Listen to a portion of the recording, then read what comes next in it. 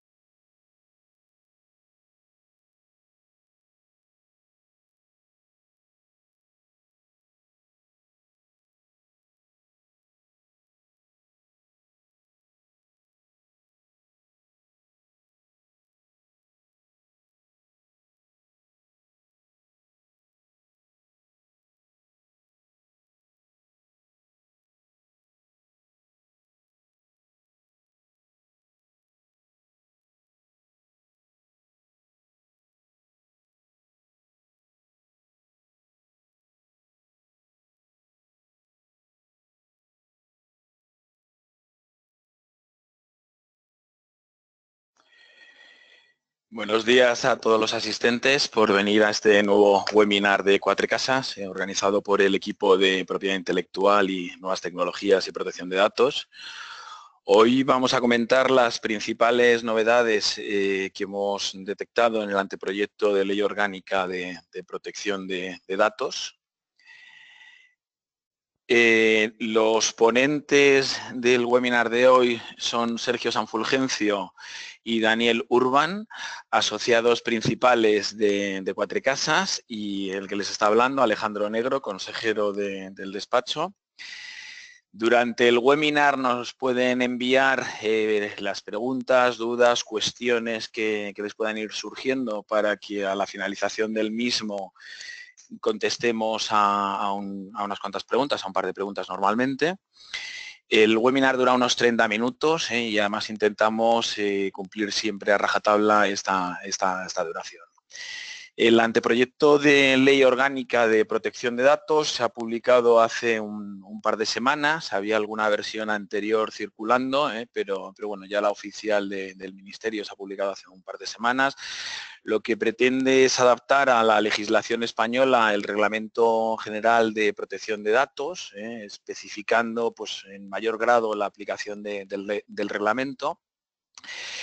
Va a derogar la vigente Ley Orgánica de Protección de Datos y cualquier disposición nacional de igual o inferior rango, siempre que éstas sean contrarias o incompatibles con el reglamento. En particular estamos pensando en el reglamento de desarrollo de la LOPD.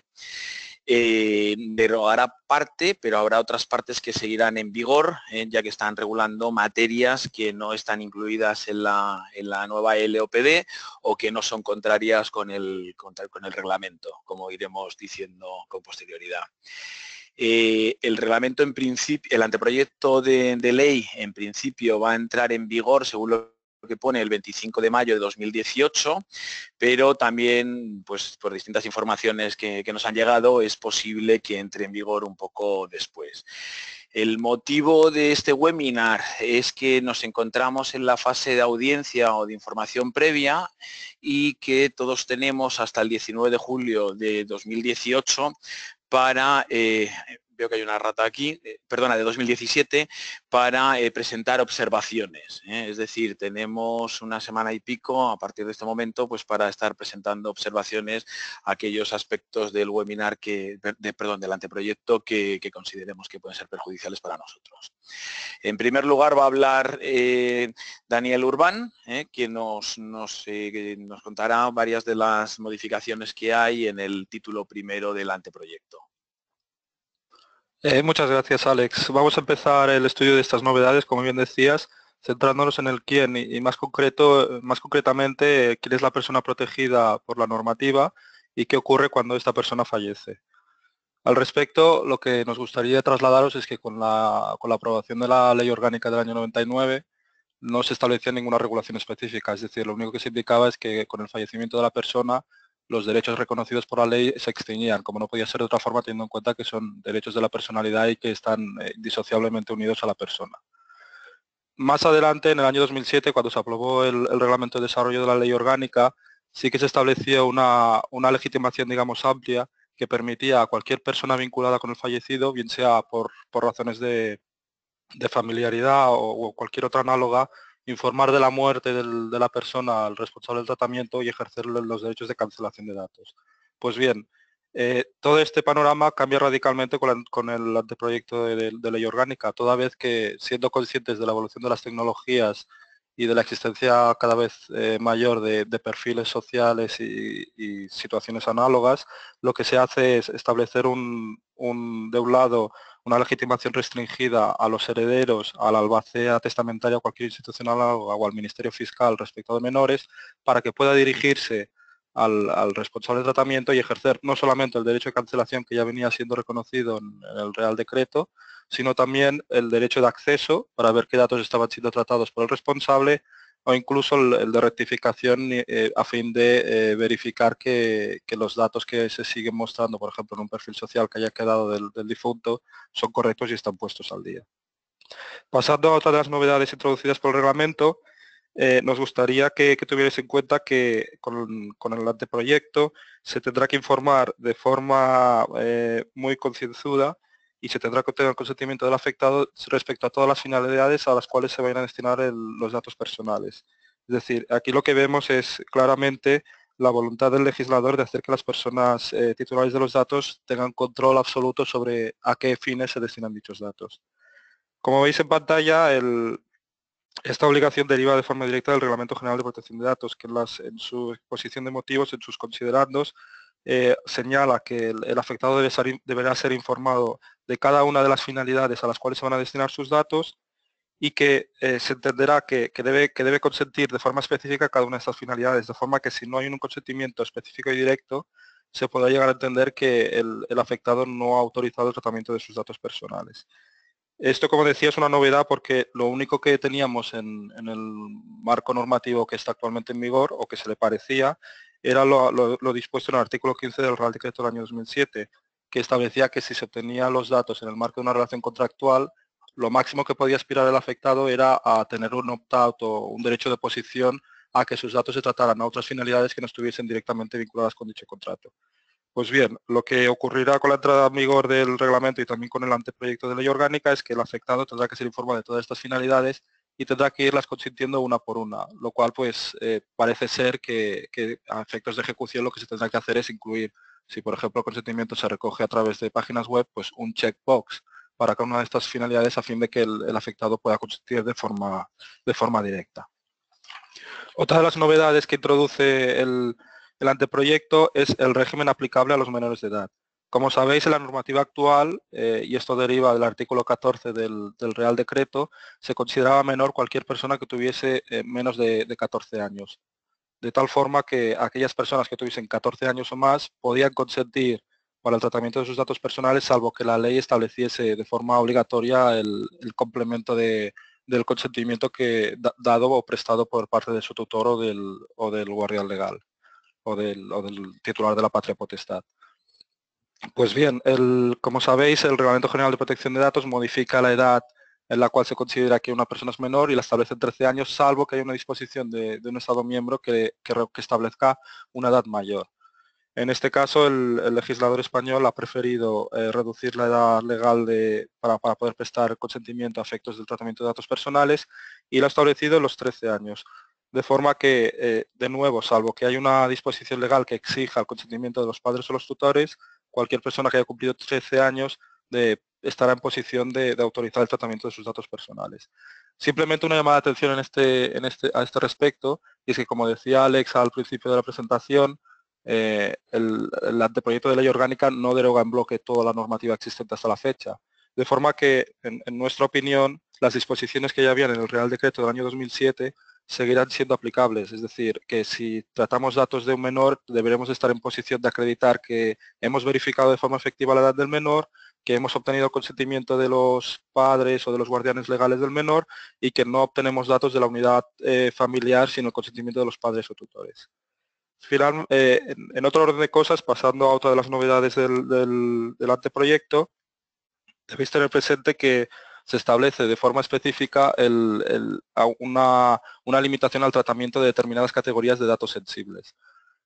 Como sabéis, los datos sensibles en la normativa actual requieren del consentimiento expreso. Con el Reglamento General de Protección de Datos hay una prohibición general de tratar estos datos, salvo que haya un consentimiento expreso o haya cualquier otro título habilitante de los que se recogen en dicha normativa. Y lo que viene a establecer el anteproyecto es que respecto a los datos que sean de ideología, afiliación sindical, religión, orientación sexual, creencias, origen racial o étnico, no bastará el mero consentimiento del afectado. Es decir, si lo que no podremos hacer nunca respecto a esta tipología de datos es dirigirnos al afectado, preguntarle si consiente el tratamiento de esos datos y empezar su tratamiento. Sino que en estas situaciones lo que debemos tener también es una legitimación adicional, una base jurídica adicional que faculte dicho tratamiento. Por ejemplo, si somos un partido político, pues sí que tendremos esta legitimación adicional para tratar pues, datos de ideología o afiliación sindical, pero no, por ejemplo, de orientación sexual. Finalmente, para acabar con mi parte y antes de devolver la palabra a Alex, una breve referencia al tratamiento de datos personales de personas de contacto que trabajan en personas jurídicas y empresarios individuales. En la actualidad, este tipo de datos no son considerados datos personales, es decir, en la medida que los datos del empresario individual únicamente se traten para ponerse en contacto con el empresario individual en su vertiente de comerciante, industrial o naviero, o los datos de la persona física de contacto dentro de una persona jurídica se limiten solamente a los datos de contacto profesionales, pues no son datos personales y se pueden tratar libremente.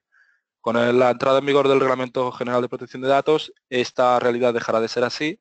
dado que no se distinguen entre estas categorías de datos y por lo tanto todo será a efectos de la normativa de protección de datos considerado un dato personal. El anteproyecto pretende salvar esta problemática entendiendo que cuando se traten datos de personas de contacto y solamente se utilicen en su vertiente profesional, es decir, para establecer el contacto con la persona jurídica que hay detrás, o bien cuando se traten datos de contacto de una empresa individual para localizarlo profesionalmente, habrá un interés legítimo. ¿Qué quiere decir esto? Quiere decir que no se nos exime de la aplicación de la normativa de protección de datos, pero no será necesario obtener el consentimiento del afectado y sí que deberemos informarles sobre cómo se van a tratar sus datos personales. Simplemente nos gustaría trasladaros nuestra preocupación respecto a este artículo, toda vez que lo que está haciendo el legislador español es tasando casos en los cuales considera que concurre un interés legítimo. Esto, según cómo se interprete, se podría llegar a considerar que es contrario a la propia jurisprudencia del Tribunal de Justicia de la Unión Europea, que ha dicho que no es posible que el legislador establezca a priori y de forma generalizada supuestos en los cuales hay un interés legítimo o supuestos en los cuales se puede llevar a cabo un tratamiento de datos, sino que lo que se tiene que hacer en última instancia es un análisis caso por caso para ver si concurre o no dicho interés legítimo. Y dicho esto, le devuelvo la palabra a Alex para que siga analizando las novedades introducidas por el reglamento.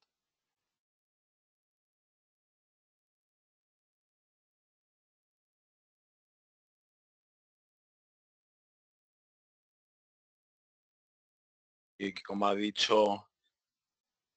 perdón, hemos tenido un problema logístico. Gracias Daniel, siguiendo con los supuestos del capítulo 2 del título 1, en los que se está considerando de aplicación el interés legítimo como base jurídica para el tratamiento, con los problemas que acaba de comentar Daniel, tenemos la inclusión en los ficheros de solvencia o en sistemas comunes de información crediticia, los famosos ASNEF, Equifas y otros que tenemos en el mercado.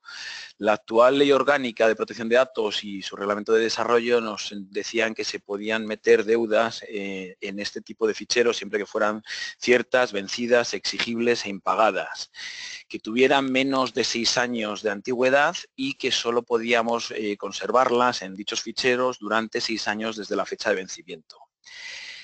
También nos estaban indicando que teníamos que informar en el contrato que firmásemos con los deudores de la posibilidad de incluirle en este tipo de ficheros, así como de requerirles previamente de pago antes de incluirles. Esto sigue, salvo lo de los 6 años, sigue vigente. El nuevo anteproyecto de ley no nos cambia nada, pero sí que nos mete nos introduce una serie de matices. Lo primero es que no nos va a dejar meter deudas que no sean superiores o iguales a 50 euros. Este importe además se permite que se cambie por parte del Gobierno mediante Real Decreto en cualquier momento. También las deudas nos bajan de 6 años a 5 años, solo podemos incluirlas durante un plazo máximo de 5 años desde la fecha de vencimiento de la obligación. Un cambio que me parece bastante importante es la prohibición de incluir deudas en caso de que haya una reclamación. Antes ya se hablaba algo de esto, pero no se hablaba de incluso por vía extrajudicial, lo cual nos parece bastante preocupante.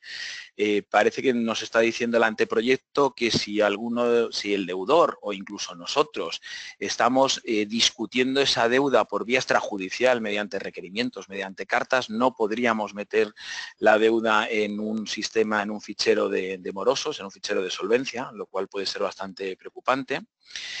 También el anteproyecto introduce la obligación del responsable del fichero, de Equifas, de ASNEF, de mantener bloqueados esos datos durante 30 días desde que se le notifica la deuda. Y nos introduce también que también pueden existir ficheros de solvencia referidos al cumplimiento, cuando el deudor está de verdad pagando, y lo único que nos dice aquí es que se exige el consentimiento del deudor.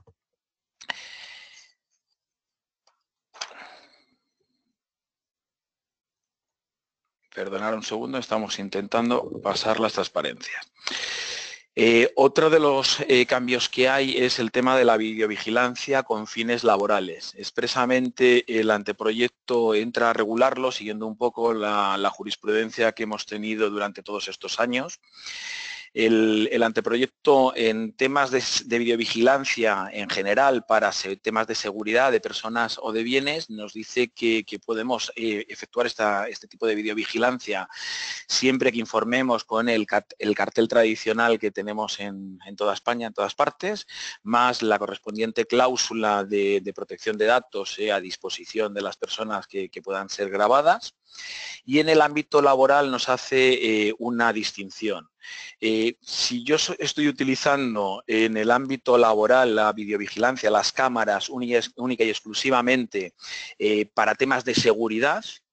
incluyendo el tener un control de mis trabajadores cuando les veo que están haciendo un acto ilícito flagrante, en ese caso nos vale con el cartel y con la correspondiente cláusula a su disposición, la correspondiente cláusula de LOPD.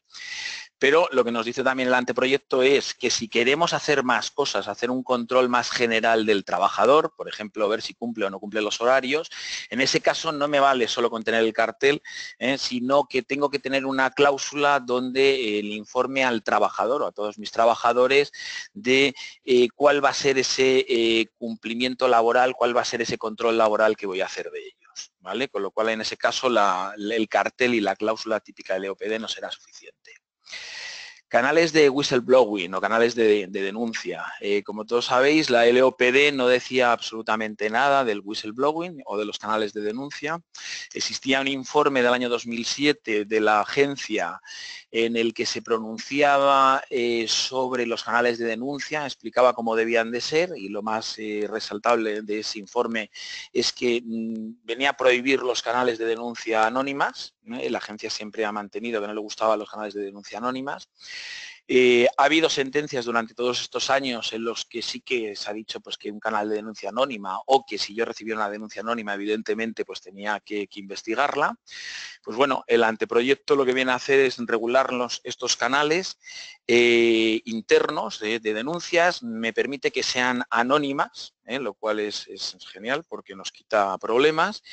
Y además también me dice que puede ser tanto de delitos o de infracciones cometidas dentro de la empresa como de actuaciones de terceros que estén contratando con la empresa.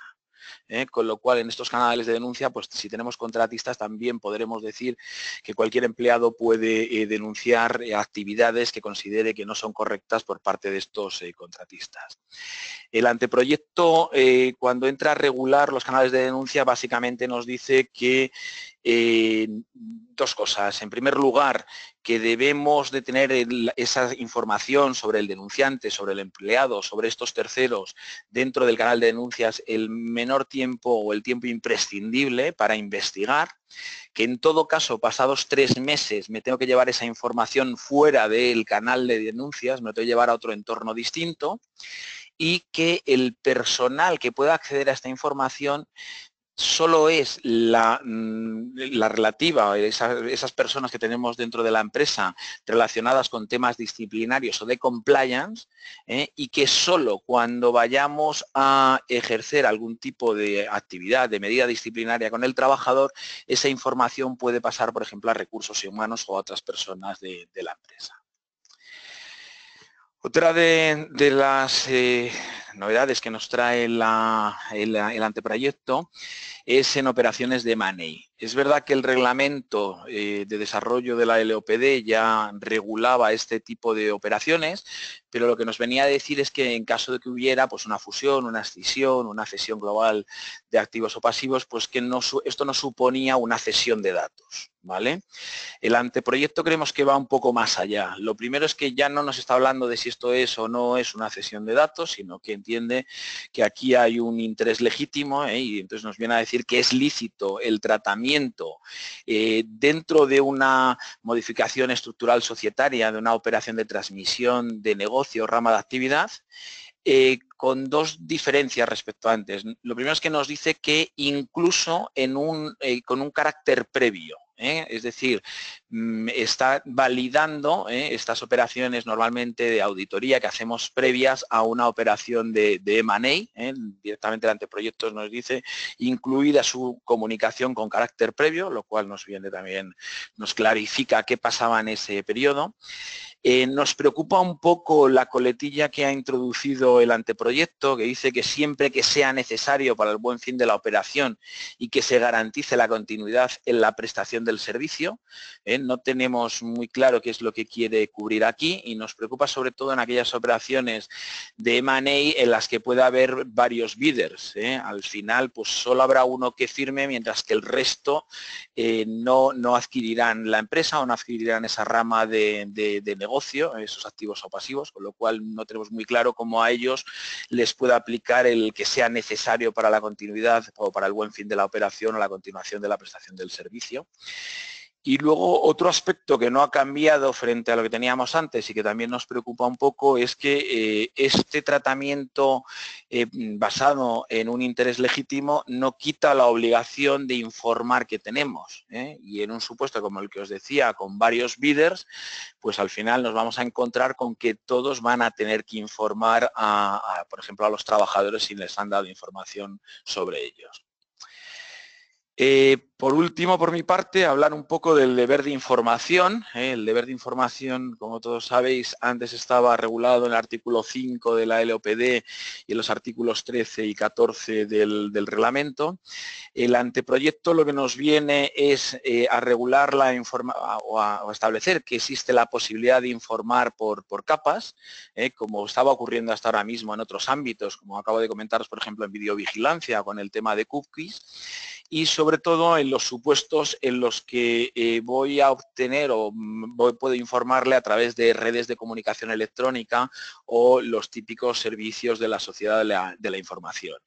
Informar por capas, ¿qué significa? Pues seguir un poco una de las guías que ha publicado ya la agencia, de tener una primera capa donde damos la información básica, identidad del responsable, finalidad del tratamiento y ejercicio de los derechos de los artículos 15 a 22 del Reglamento General de Protección de Datos, y permitir a través de una dirección electrónica acudir a una segunda capa donde recibiremos o podemos tener acceso al resto de información. Es decir, al final, pues a través de dos capas, informas en la primera de lo básico y en la segunda, pues para que la gente, si quiere tener más acceso a toda la información, que pueda acceder a ella. Doy la palabra a Sergio, que continuará con el resto de temas que tratamos hoy. Muchas gracias, Alex. El reglamento, como sabéis, aparte del Reglamento General de Protección de Datos, aparte de los derechos tradicionales que se han manejado en este ámbito, esto es acceso, rectificación, cancelación, que pasa a llamarse supresión, y oposición, que tiene alguna variación. También regula derechos nuevos, alguno que viene de impugnación de valoraciones para decisiones automatizadas, que ya está más o menos regulado en el actual reglamento de desarrollo del LPD,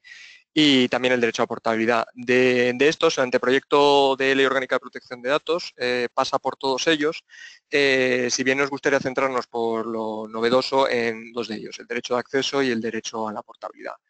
En primer lugar, en cuanto a la posibilidad de negar el acceso a solicitud de un interesado, el actual LOPD lo que establece es que si se ha ejercido ese derecho en un plazo de 12 meses, pues más de una vez, pues salvo que concurra un interés legítimo a efectos de hacer esta solicitud, se podía denegar. El Reglamento General de Protección de Datos, el Reglamento Europeo, es más genérico en este aspecto y lo que establece es la posibilidad de negar este tipo de solicitudes cuando sean infundadas o excesivas, y en particular considera que tienen este carácter de excesivo aquellas que sean repetitivas, sin manifestar ningún tipo de plazo. El anteproyecto de ley orgánica va un paso más allá y sí que establece, reduciendo además el periodo de tiempo que establece actualmente la LOPD, reduce a 6 meses el periodo durante el cual, si se recibe pues, más de una solicitud del interesado, se puede negar este derecho,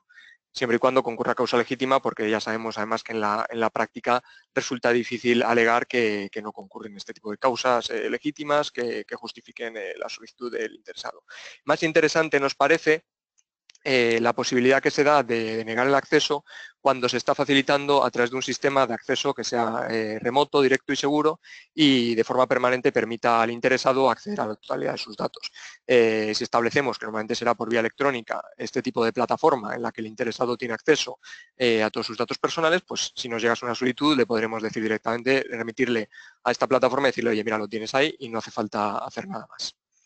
Pasando al siguiente punto, que es el del derecho de portabilidad, recordemos que este es un nuevo derecho que surge en el Reglamento Europeo y que lo que permite es que en aquellos casos en los que se realiza un tratamiento automatizado de datos basado o bien en el consentimiento del interesado o bien en la ejecución del contrato, el interesado puede solicitar al responsable del tratamiento o bien que le facilite su información, los datos personales, a efectos de pasárselos a otro responsable,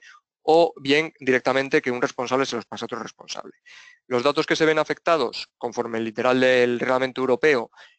por este derecho son los datos que facilita el propio interesado, es decir, los que complementan en un formulario y da al responsable. A partir de ahí, el grupo de trabajo del artículo 29, que recordemos es un grupo consultivo formado por básicamente los directores de las distintas autoridades de protección de datos de los Estados miembros, la Comisión Europea y el Supervisor Europeo de Protección de Datos, lo que ha extendido es el tema de los datos facilitados a los datos también observados, que es aquellos datos que resultan de la propia actividad que realiza el interesado, que podemos hablar pues o bien de los que se recogen a través de un smartwatch, por poner un ejemplo, o el historial de navegación cuando se utiliza Internet. Y lo único que excluye son los datos inferidos, es decir, los datos que se crean de nuevo cuño por parte de los responsables del tratamiento a partir de los datos que se han obtenido. Es decir, cuando yo saco conclusiones, por ejemplo, hago una evaluación de las características de esa persona y llego a una conclusión, pues esa conclusión es lo que no estaría incluido. El anteproyecto recoge la opinión del artículo 29, del grupo del artículo 29, y lo que hace es recoger directamente tanto los datos facilitados como los datos observados. Esto, a nuestro juicio, es muy criticable porque si bien los datos facilitados no tienen gran valor, en principio son los que está dando el propio interesado a través de un formulario que vamos a suponer que no va a ser muy complejo porque si no ni siquiera te lo va a cumplimentar, y añade unos datos que en el propio aspecto de determinar qué datos son los que se facilitan puede ser información que se considera incluso secreto comercial por parte de una empresa. Es decir, si yo he tenido un equipo que se ha encargado de desarrollar, oye, ¿cuáles son los datos para a través de un smartwatch, por ejemplo? Oye, los datos que nos interesa recoger son este tipo de datos. A lo mejor toda esta información, que es mi forma de hacer el negocio y cómo veo yo qué información veo que es necesaria, pues puede considerarse que forma parte del know-how de la empresa o un secreto, o llegar a ser incluso un secreto industrial. Entonces, en estos casos, el obligar a una empresa que se lo facilite a otra empresa, pues puede resultar bastante problemático. Pasamos a hablar de un par de aspectos en relación con el famoso delegado de protección de datos. Recordemos que el Reglamento Europeo establece que es obligatorio designar a esta persona, que es la que supervisa y asesora en materia de protección de datos al responsable, cuando la actividad principal del responsable, bueno, en su caso el encargado también, consiste en operaciones de tratamiento que requieren una observación habitual y sistemática a gran escala de los interesados, cuando la actividad principal consiste en el tratamiento a gran escala de categorías especiales de datos, es decir, datos los que conocemos normalmente como datos sensibles o datos relativos a condenas e infracciones penales, y también cuando hablamos de administraciones públicas, salvo que sea tribunales en el ejercicio de su función judicial. Lo que hace el anteproyecto, y lo hace dentro del permiso que le da el Reglamento Europeo, es establecer un listado de entidades bastante extenso, de la A a la ñ, que son aproximadamente, creo, unos 15 ejemplos de tipos de entidades que necesariamente tienen que designar un delegado de protección de datos. Entre ellas tenemos, por ejemplo, prestadores de servicios de la sociedad de información, establecimientos financieros, entidades aseguradoras, distribuidores y comercializadores de energía eléctrica y gas, etcétera. Una larga serie de empresas que sí o sí van a tener que designar un delegado de protección de datos en el supuesto de que el anteproyecto se apruebe tal cual está. ¿Qué ocurre? Que es verdad que el reglamento europeo da pie a que los Estados miembros hagan este tipo de listados. El problema que podemos tener es si estos listados acaban variando de un estado a otro, porque lo que no tiene sentido, sobre todo cuando haya grupos de empresas, es que un determinado tipo de empresa tenga obligación de designar un delegado en España y no lo tenga, por ejemplo, en Francia o Alemania. Y con ello se pierde un poco la neutralidad que debería existir en este tipo de normas. A nuestro parecer debería dejarse todo, aunque da menos seguridad jurídica, deberían establecerse criterios genéricos y no tan específicos. También siguiendo con la cuestión de lo que es el delegado de protección de datos, y esto sí es una ventaja que le vemos al anteproyecto, es que prevé la posibilidad de que en los casos en los que se vaya a realizar una reclamación, esta no se interponga directamente por el interesado ante la Agencia Española de Protección de Datos, sino que se puede dirigir primero al delegado de protección de datos de la empresa, lo cual es un buen aliciente para nombrar a estos delegados incluso cuando no es obligatorio. En el caso de que esto suceda así, de que se dirija al interesado directamente al delegado, pues el delegado tiene 2 meses para resolver esta situación, y si no está satisfecho el interesado, pues evidentemente puede seguir dirigiéndose a la Agencia Española de Protección de Datos. También se prevé la posibilidad de que se dirija directamente el interesado a la Agencia Española de Protección de Datos sin pasar por el delegado, y en este caso, si la agencia evidentemente ve que no es un caso de sanción evidente o que es una infracción grave, sino es algo que se puede solucionar de manera más o menos pacífica o amistosa, lo que hará será remitir la reclamación del propio interesado al delegado de protección de datos de la empresa, y en este caso, eso sí, el plazo para resolverlo, resolver el asunto se reduce a 1 mes. Por último, simplemente destacar, para aquellos que estuviéramos más acostumbrados a la forma de tipificar las sanciones de la normativa española,